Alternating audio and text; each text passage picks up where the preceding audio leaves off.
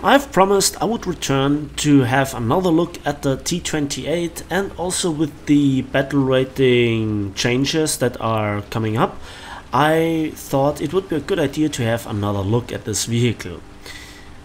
I played a few battles today and I'd noticed something. When you have the right map to sit on a certain place, you can be an aerial denial tank.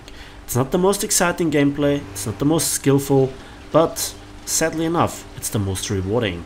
Today's video is sponsored by the Free Eagles app for War Thunder. Download the app in the video description below and use the code shown on screen to get 10 golden eagles right now. Welcome back to War Thunder and welcome aboard the T28 here on Berlin in realistic battles. And yeah, you will admire here me actually doing not a lot. I'm sniping, I'm camping, I am doing the best thing that you can do. I distract the enemy team and I collect meanwhile a lot of RP and silver lines by literally doing nothing. From time to time I will snipe a tank, use the range finding module, and let me just talk you through. At tier 4 Germany heavily relies on the long 88, and the majority of shells fired from that gun is the APHE. Rightfully so, because the APCR is very bad against angled armor, which you will most likely face at this tier, especially the Russians with the T44, T44 100, tier 5. I don't have to tell you all the tanks that there are, so the APCR is rather useless. But the T28 has a very interesting armor front because it's flat and it's thick. It's 300 or around about 300 millimeter of cast homogeneous armor. Now there is a modifier, armor quality modifier from cast homogeneous armor compared to rolled homogeneous armor by around about 10%. It works for the mouse, so the mouse gets a around about 10% reduction, not the T28. I've tested it excessively, and I thought to myself, well, if we have around about 10% reduction from around about 300 millimeters, that would mean around about 270 millimeters of required penetration on the stat card against flat armor. And that's the value of a lot of the APCR rounds in the game. With the exception, of course, of the 105 millimeter from the Americans that has a lot more. The T29 E3 APCR round here on this 105 millimeter gun for the T28 has 315 millimeters of penetration. That means it can easily deal with the upper casement of a Jagdtiger, because again it's rather flat, but the APCR on the German's long 88 with 271 cannot deal with the front of this tank. Germany's tier 4 relies heavily on the long 88, so everything that is stronger than the penetration on any shells of the long 88 will make Germany more or less ineffective. It is like it is. Then there is the cupola on the T28 and also the T95, which will get a battle rating increase to 7.0, which is more than justified anytime soon. I cannot quite tell when it is. It's supposed to be Monday, so we'll see how it goes. But because of this cupola buff, which now longer will allow the successful penetration and ignition of APHE shells, I'm sorry, because they will over penetrate and deal literally no damage, with the exception of maybe one crew member getting killed per successful penetration, which was before a few patches an instant one shot. Now no longer works. So Germany has absolutely nothing. That is quite literally not true from the front, because there is still the Kanonjagdpanzer 4.5, which will go from 7.3 to 7.0. With the Heat Defense shell, it can penetrate you. And then there is also the German M47 and also the RU251, again both with Heat Defense. Both premium, both are behind a paywall, and both are necessary to deal with something like this, because you can see I'm actually literally doing nothing here. Yes, I lost one crew member to the Kruppsteier Waffenträger, I guess, and big deal. And talking about the Gruppsteier Waffenträger, he tries to reverse side scrape, something like this, but I hit him on the hull, and that means hull break because I have a 105mm cannon. Yeah, fair and balanced and engaging game mechanics. But then again, you know, remember all those potato trucks that just rushed to the cap and you shot them with a Jagdtiger before that and the shell did no damage. That was also quite annoying. So, what can I talk about further here? Not much. You can see I'm even running out of commentary. Me, running out of words because of the boring gameplay. And yet it's highly effective. And this tiger will not survive for all eternity. In fact, this shot might end him. Yes. And that's my, what, 4th kill? And combined with all those bounces, ricochets and non-penetrations, I think I also collected quite something. Now, what you can see me doing here sounds like an absolute fine advertisement video for the T28, which is a premium, which I promised to have another look at. No, it's very situational. I have another gameplay on, what was it? Eastern Europe. Yes, Eastern Europe, where I racked up like 9 kills. But I might do a commentary on that as well, because it was amazing teamwork. Again, I was on top of the hill next to the windmills, and I sniped. And what you can see me doing here is I am sitting on a very prominent sniping spot where a lot of people are always aiming at. So they are naturally shooting me, but I have the armor so that they have no chance of penetrating me, and I get RP and silver lines. Furthermore, I am an aerial denial tank, so everybody that wants to go across this open field to the capture zone has to endure my fire. And there are not a lot of tanks that reliably, if I would be a good shot, could survive this because of my gun. But then again, the T28 has a rather long reload. I think the T29, which you will see later on, has a shorter reload on a slightly modified version of this gun, and has overall the same stats in terms of the shells, penetration, damage, dealing effect, you name it. Again, a very unfortunate non-penetration on this tiger. I just didn't properly lead that shot, and before I can shoot him again, because of the long reload, he escapes into cover.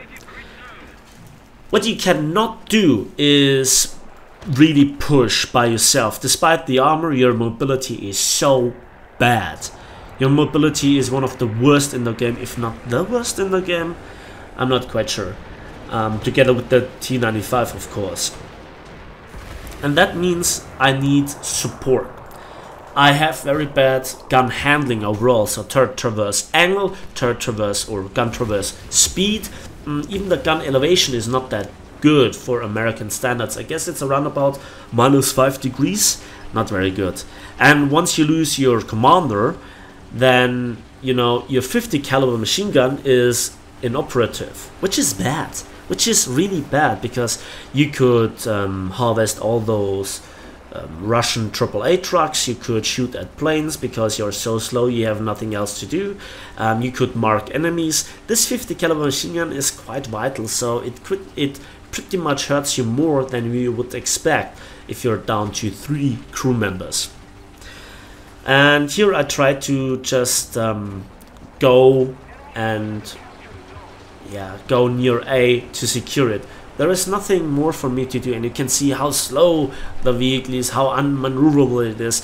And as much as you have an amazing front armor, the side armor is pretty bad. And even 5 kills are not enough. So yeah, you cannot really side scrape, you cannot allow the enemy team to have shots from multiple angles, and this is why such sniping positions are, you know, actually pretty good for you. As long as they shoot your front, you're fine. You're hash safe for the British for most of the parts, and so I have to point it out, this tank is all about the armor, but unlike on the mouse, it actually works. I would love to see a battle rating reduction by 0.3 for the mouse if we keep the overall meta for that. And now you can see I have a lot of problems. I see enemies to my right, but I cannot do anything against it. I cannot retreat, so I have to make the push. And ultimately, I will get punished for this. I see that there is somebody. I marked the map that he will get captured soon, and now I receive the side shot. And there is absolutely nothing that I can do. I try to move forward a little bit. 30 seconds reload, repair time for the transmission and the engine. That's literally the death sentence. And I get set on fire again. I have to shoot through the carport, I guess, and there is nothing I can do. I just can hope that I can reload. 36 seconds reload repair time. That's not going to work. And the vehicle is so low, there is so much smoke and dust in the air, I cannot do anything. I try to foresee the movement of the Tiger 1, and indeed I kill him before he can capture the point. I'm set on fire for the third time. That's it for me. I will bail out after 6 kills and 3000 score points. You might think I've done my job after getting killed by this Dicker Max. No. I need another premium vehicle. How about a T29, one of the strongest tanks that you can think of at this battle rating. Yeah, and I will show you how, because the following scene you will be amazed what this tank can do with the APHE shell and with such a well armored turret front. The turret front is tricky, there is the spawning shield behind that, and even the side of the turret is not that bad, to be honest. Just under 160mm of all-around turret armor is quite challenging for a lot of the guns in the game. For example, if you don't have a perfect side-on shot with the Panthers with their 75s, or even the Russians with the 85mm on the T44 with the upgraded APHE shell, you will not penetrate. And this is so good for the T29, which I think is still one of the strongest heavy tanks at that battle rating, and for the overall meta would deserve an up tier. I just couldn't get the shot into this, well, tank destroyer. I suppose it was the Dicke Max, I'm sorry about this, from previous. So I marked the map and I tried to get a shot in again, but I just don't have the right angle of attack. What I have to prioritize now is to decap B and also make sure that I don't get shot into the side, which would be, yeah, it's kind of a weakness if you look at the hull. The hull is weak, the turret is strong. It's a typical American design, I'd say, which reaches its peak with both the M103 and the predecessor, the T32. But then again, the IS-2 gets killed by a Panther G, which is unfortunate. And now I just entered the capture zone and I begin to decapture it. So I stopped our ticket bleed, but we have a pretty big points lead that I actually secured. And I go out of the spawn trying to kill this Panther G and the other tank that I saw of what I think was a Dicker Max. So I cross the ridgeline, I see the Panther, and I have to expose an awful amount of my tank, but it was good enough to kill the entirety of this tank. And now you can see the relatively good reverse speed for such a heavy tank. And yeah, I make sure that I'm in the or below the ridge lines again, and now I will begin to capture this point because the enemy team has captured C, and that leads to a ticket bleed on our side, which I cannot afford to let happen. And what you're about to see is one of the scenes that just ultimately shows how strong the T29 is. You ready for this? Here we go. I go up upwards a little bit, and I suddenly get attacked by a plane, but just with cannon fire. It's not doing anything. I captured the point, and I prepare myself to, well, receive some visitors from sea, but I get a shot into the turret that just harmlessly bounces from the Dickermax with its 105 gun, and he has a pretty long reload.